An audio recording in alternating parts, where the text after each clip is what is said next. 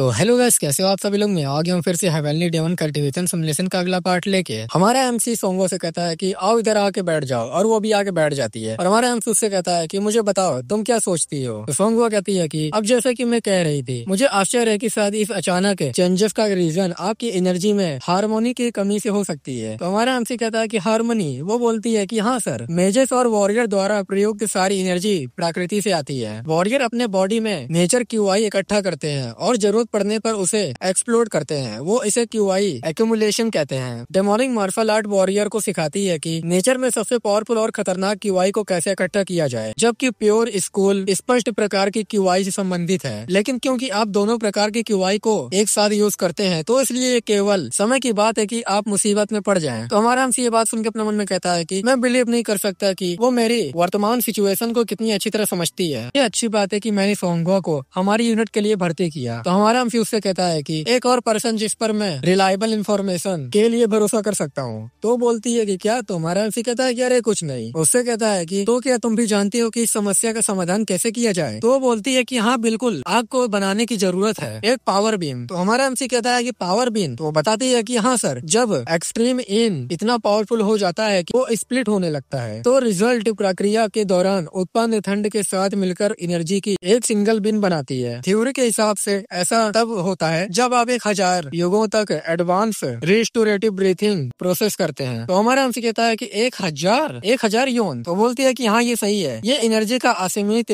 Flow है, लेकिन इसे प्राप्त करने के लिए आपको ये सुनिश्चित करने की जरूरत है कि आपका बॉडी नेचर से ब्राह्मण क्यूआई को फ्रीली रूप से प्राप्त करने में एबल हो। तो हमारा हमसे अपने मन में कहता है कि कॉस्मिक एआई को प्राप्त करना। इसलिए अगर मैं उत्पन्न कॉस्मिक एआई को कंट्रोल करने का अभ्यास करता रहूं, तो फाइनली मैं इस एनर्जी का यूज करना सीख जाऊंगा। बेसिकली लगातार क्यूआई नियंत्रण मेरी सभी समस्याओं का समाधान कर देगा। और उसके सर पे हाथ रखते हुए कहता है कि तुम्हारा बहुत बहुत शुक्रिया। फिर टाइम इसकी फोकिया में कहीं और का सीन दिखाया जाता है, जहाँ मुगियम कहता है कि सुरक्षा उतनी कड़ी नहीं लगती। तो योरिम कहता है कि ऐसा इसलिए क्योंकि शाम का समय जल्दी हो जाएगा, दिन के इस समय लोग अभी भी एक्टिव रहते हैं। तो सोरियम कहती है कि और याद रखो, यूनिट कमांडर ने क्या कहा था, इस मिशन का गोल एक हिस्सा है, ये साबित करना है कि हम चिपकर या घात लगाकर हमला किए बिना भी जीत सकते हैं। तो हमारा हमसे कहता है कि शांत रहो, मैं वहाँ गार्ड को देख रहा हूँ। और वो लोग से कहता है कि जाओ अटैक करो। सोरियोंग और योंगजिन और यो जॉक्सन उन तीनों पे अटैक कर देते हैं गार्डों पे, और हमारा हमसे जाने लगता है। तो योरियम कहता है कि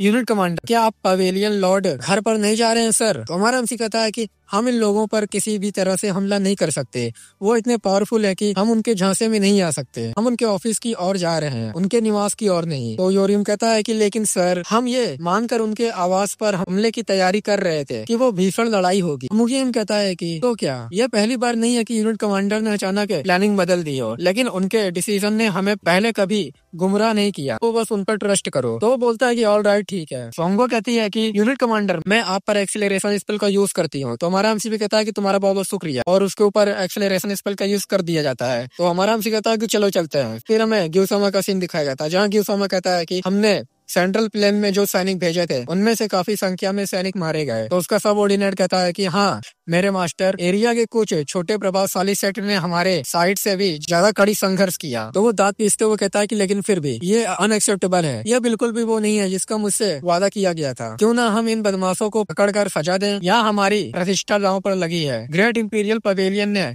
अपने 50 डेमोनिक वॉरियर को खो दिया है। तो उसका सबऑर्डिनेट कहता है कि लेकिन मेरे मास्टर, माउंट वर्सेट पर दूसरे डिसाइपल द्वारा सीधा हमला किया गया था, उनके 3 बड़े एल्डर मारे गए, शायद इसीलिए उन्होंने इतनी कड़ी प्रक्रिया दी है। तो ग्यूसामा कहता है कि अगर हालात इसी तरह चलते रहे तो कुछ ही महीनों में ग्रेट इंपीरियल पवेलियन से वॉरियर पूरी तरह समाप्त हो जाएंगे। काश उस खूनी 4th डिसाइपल ने पहले डिसाइपल और माउंट वर्सेट के बीच हुए गुप्त समझौते का खुलासा न किया होता। गोनमा को इस तरह सबके सामने इस बारे में क्यों बोलना पड़ा। हमें रीइंफोर्समेंट की जरूरत है। इस वर्ष स्काई वॉर्ड कैंप वॉरियर को चूज कब कर रहा है। तो उसका सबऑर्डिनेट कहता है कि वेल सर, उन्होंने अभी तक नए वॉरियर को चूज करने की योजना अनाउंसमेंट नहीं की है। तो बोलता है कि लेकिन क्यों। सबऑर्डिनेट कहता है कि सेंट्रल एडमिनिस्ट्रेशन बहुत प्रोएक्टिव नहीं रहा है। तो ग्यूसामा कहता है कि 5 इंपीरियल पवेलियन लगातार वॉरियर को खो रहे हैं, और फिर भी हम उनकी जगह लेने के लिए आशा भी नहीं कर सकते। तो उसका सबऑर्डिनेट कहता है कि ऐसा प्रतीत होता है कि वो च्योन्मा के डिसाइपल के बीच संघर्ष के कारण हमें कोई अतिरिक्त वॉरियर उपलब्ध कराने में हिचकिचा रहे हैं। तो गिलफामा कहता है कि ये क्या बकवास है। खैर मुझे लगता है कि हम कुछ नहीं कर सकते। आगामी अभियान के साथ 30 वॉरियर को बाहरी दुनिया में भेजो। ग्रेट इंपीरियल पवेलियन इससे ज्यादा कुछ देने में असमर्थ है। तो उसका सबऑर्डिनेट कहता है कि ठीक है सर। वैसे मास्टर क्या आपको याद है कि फर्स्ट डिसाइपल ने क्या कहा था? तो बोलता है कि क्या तुम्हारा मतलब ये है कि हमें सावधान रहना चाहिए अगर फोर्थ डिसाइपल हम पर अटैक करने का डिसीजन ले ले? चिंता की कोई बात नहीं है, मैं किसी कायर से नहीं डरूंगा। जो डिवाइन डेथ स्टार ना होते तो आज भी जीवित नहीं होता। तुम इससे अश्योर रहो, फोर्थ डिसाइपल के सबऑर्डिनेट में से कोई भी मुझे कोई हानि नहीं पहुंचा सकता। तुम अब जा सकते हो। तो बोलता है कि ठीक है सर। वो वहां से चला जाता है। अभी हमारा एमसी आते हुए कहता है कि मैं देख रहा हूँ तुम अभी पहले की तरह बेकार हो। तो ये बात सुन के वो कहता है कि तुम। तो हमारा एमसी कहता है कि क्या हुआ, क्या कुछ गलत है, क्या मुझे यहाँ रहने की अनुमति नहीं है? तो वो बोलता है कि लाइफ सच में सरप्राइज से भरा हुआ है। मैंने तुम्हें ढूंढने के लिए पूरी डेमोनिक टेंट को छान मारा, आखिर तुम यहाँ क्या कर रहे हो? तो हमारा एमसी कहता है कि ये तुम्हारा कोई बिजनेस नहीं है। एनीवे, एक बात है जो मैं हमेशा से तुमसे पूछना चाहता था, और नोबल लोग क्यों? तो बोलता है कि क्या? तो हमारा एमसी कहता है कि ये picture plum blossom, orchid, bamboo और सिंबल्स जो फॉर महान लोगों के प्रतीक हैं, आखिर तुम्हारे जैसे कमीने ने अपने ऑफिस में वो तस्वीर क्यों रखी है? मैं सच में ये जानना चाहता हूँ, क्या गलत है ये? बिल्ली ने तुम्हारी जीभ काट ली। मुझे लगा कि जब कोई तुमसे बात कर रही तो कम से कम तुमको उसे जवाब देने की सलीनता होनी चाहिए। तो वो हंसने लगता है और हंसते हुए कहता है कि मैं इमेजिन भी नहीं कर सकता कि किस बात ने तुमको मुझसे इस तरह बात करने की हिम्मत दी होगी, लेकिन मैं तुम्हारा मुंह बंद कर दूंगा। तभी हम देखते हैं कि वही लड़की ह्यूग भी आती है। तो वो कहता है कि जाओ उसे हमेशा के लिए मार डालो, और हमारा एमसी पे अटैक कर देती है। लेकिन हमारा एमसी खड़ा रहता है और उसका अटैक एकदम सामने आ जाता है। लेकिन हमारा एमसी अपने स्वर्ण निकाल के उसके वेपन को तोड़ देता है और उसको एक जोरदार किक मारता है, जिससे वो डायरेक्ट दीवार में जाके छप जाती है और वो वहीं नॉकआउट हो जाती है। और हमारा एमसी उससे कहता है कि तुम सब लोग 4 ग्रेट लोगों की तस्वीर के साथ क्या कर रहे हो? मैं तुमसे कम उस तस्वीर के लायक किसी और के बारे में भी नहीं सोच सकता। तुम गंदे कमीने। तो गिलफामा कहता है कि तो तुम कब से इतने बोल्ड हो गए छोटे बच्चे? तो तुमने कुछ तरकीबें सीख ली हैं और अब तुम्हें लगता है कि तुम मेरे बराबर हो, है ना? तो हमारा एमसी अपने हाथ पे फायर ऑफ डेमन स्टाइल को यूज करता है और कहता है कि ओ ये सब नहीं है। तो ये सब देख के वो हैरान हो जाता है और कहता है कि तुमने ये कहाँ से सीखा? तो हमारा एमसी कहता है कि तुम सरप्राइज लग रहे हो। क्या तुमको लगता था कि तुम ही एकमात्र पर्सन हो जो फायर ऑफ डेमन स्टाइल का यूज कर सकता है? तो बंदा कहता है कि क्या मैं इसे सही ढंग से समझ रहा हूँ? तुम एक बदला लेने वाले पर्सन हो और डिसाइपल के लिए काम करने के लिए, और अब जब तुमने अपने भाग्य से कुछ सुविधाएं हासिल कर ली हैं तो तुम मुझे मारने के लिए वापस आए हो। तो हमारा एमसी कहता है कि मैं यहाँ सिर्फ मारने नहीं आया हूँ, बल्कि मैं तुम्हारे चेहरे की हर हड्डी को तोड़कर चूड़ा बना दूंगा। तो यह बात सुन के वो अपनी पावर को रिलीज करते हुए कहता है तुम्हारी इमेजिनेशन तुम पर हावी हो चुकी है। मैं नहीं जानता कि तुम किस प्रकार का ट्रेनिंग ले रहे हो। और अपनी पावर को रिलीज करते हुए कहता है कि लेकिन ये रियल वर्ल्ड है बच्चे, मेरे जैसे अपोनेंट को हराना उतना आसान नहीं है जितना तुम सोचते हो। और गिलफामा अर्थ सैटर्न फायर एक्सप्लोजन टेक्निक को यूज करता है, जिससे वो पूरा घर ही तबाह हो जाता है। और वो कहता है कि उस मूर्ख ने अपनी सामर्थ्य से ज्यादा काट लिया, इतना अहंकारी होने का यही रिजल्ट है उसे। तभी हम देखते हैं कि हमारे एमसी ने विंड गॉड स्टाइल टेक्निक का यूज करके वहाँ बच जाता है और उससे कहता है कि मैं जानता था तुम एक बेकार कमीने पर्सन हो, लेकिन मुझे सच में ये उम्मीद नहीं थी कि तुम ऐसे हमले करोगे जिससे तुम्हारे इस सबऑर्डिनेट की मौत हो सकती है। और हम देखते हैं कि हमारे एमसी ने फ्रोजन आर्मर टेक्निक का यूज किया होता है और उससे कहता है कि और तुम अपने आप को ग्रेट इंपीरियल पवेलियन का लॉर्ड कहते हो, केवल एक ही मूर्ख ऐसा हार्टलेस चाल चलने का प्रयास करेगा जो कि तुम हो। ये बात सुन के वो थोड़ा घबराता है और कहता है कि ये कैसे हो सकता है। तभी हमारा एमसी अपने हाथ को कट करता है और कहता है कि अब, और अपने चेहरे पे लगाता है उस खून को और कहता है कि अब ये मेरी बारी है। क्या तुम ग्रेट इंपीरियल पवेलियन के कोलिन एजेंटे की बात कर रहे हो? अगर ऐसा है तो मुझे तुमको ये बताते हुए दुख हो रहा है, लेकिन वो अब नहीं आ रहे हैं। तो गिलफामा कहता है कि क्या? तो हमारा एमसी कहता है कि मेरे सबऑर्डिनेट उनसे निपट रहे हैं। तो ये बात सुनकर गिलफामा कहता है कि तुम पूरी तैयारी के साथ आए हो, मैं देख रहा हूँ। मुझे नहीं लगता था कि तुम्हारे पास इतनी बुद्धि है कि तुम इतनी दूर तक सोच सकते हो। और पीछे मुड़ जाता है और कहता है कि मैं ये एडमिट करता हूँ, तुम अब निश्चित रूप से पहले से कहीं ज्यादा स्ट्रांग हो। और वो कुछ उठाने लगता है और कहता है कि दुनिया एक बड़ी जगह है जिसमें हर तरह के वेपन मौजूद हैं, लेकिन प्रत्येक पर्सन को अपने सेफ लाइफ के एक्सपीरियंस के आधार पर अलग अलग वेपन की जरूरत होती है। ये इसका एक एग्जाम्पल है। तुम और तुम्हारे जैसे अदर दैनी वॉरियर केवल क्रूरतम साधनों से ही स्ट्रांग हुए हो। और अपनी पावर को रिलीज करता है और कहता है कि जैसे कि तुम देखोगे मेरे जैसे वॉरियर पूरी तरह से अलग लेवल पर है। तुम्हारे कमजोर हमले मेरे लिए कोई मैच नहीं है। मैं तुम्हें ये इच्छा करने पर मजबूर कर दूंगा कि तुम कभी पैदा ही न हुए होते। ये सब देख के हमारे हमसे अपने मन में कहता है कि वो फायर ऑफ डेमन स्टाइल और एनर्जी ऑफ इनविंसिबल अटैक को